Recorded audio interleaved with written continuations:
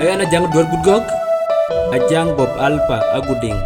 diat ket ke ka diat ke kongor wundit pianke Oye marka jangole Jangono. marka jangole yera dele rie mading Imi jalerin ke utkomorin kona ikage bai Bendori miune ne bandida Siala wo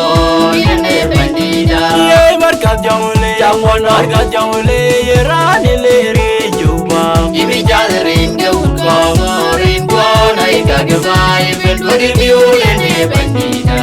Siala wo ne bandida Oye marka jangole Jangono. marka jangole yera dele rie mading Imi jalerin ke utkomorin kona ikage bai Bendori miune ne bandida Siala wo ne bandida bandara je jobi wa biel wil mangare Bandari kore chugeri bai kanganumi bandara je jobi wa biel wil mangare Bandari kore chugeri bai kanganumi Wayi bai kanganumi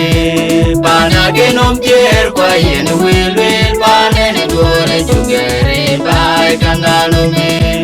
Wayi bai kanganumi ude buna koni nyoni kechana wolva nyatorium Adola che unye ude gona buna kutagog kechana wolva nyatorium Adola che unye gona bas Woganing biode ni chol wood kongor chategis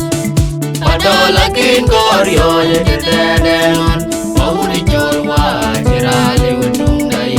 Tunganing iparing tunganing ikibada kubawi Woy jangi lawai unda ye ude nombi Join den unda ajang ye ude nombi Join den ajang wa ude buna koni nyoni kechana wolva nyatorium Adola che unye ye gona una kutagog kechana wolva nyatorium Adola che unye gona bas Woganing biode ni chol wood kongor chategis Adola kin koryo jetedenon Mahuni chol wa chirali wudungai Tunganing iparing tunganing ikibada kubawi Woy jangi alejwa panda alej kukwar panda Teron baya kwini ding aje ben yoga pira kwe jam gama ude Milado kwa yeke chol ba jimento alejwa panda alej kukwar panda Teron baya kwini ding aje ben yoga pira kwe jam gama ude Milado kwa yeke chol ba jimento wabin Nama jungi loy tur kone nyada walda itay chol apyulut Ilut ya leling ling Aya uni ding yora kiyo ya mikwo mir mir Mikwo mir mir kwalo ya kwini ding yotola woyi Kupi kunyot banya kuru yewit Ding yora kiyo ya mikwo mir mir Alejwa panda alej kukwar panda Teron baya kwini ding aje ben yoga pira kwe jam gama ude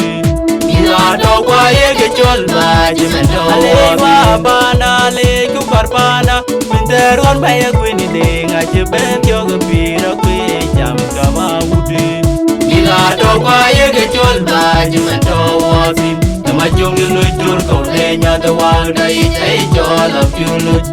Ilut ya leling ling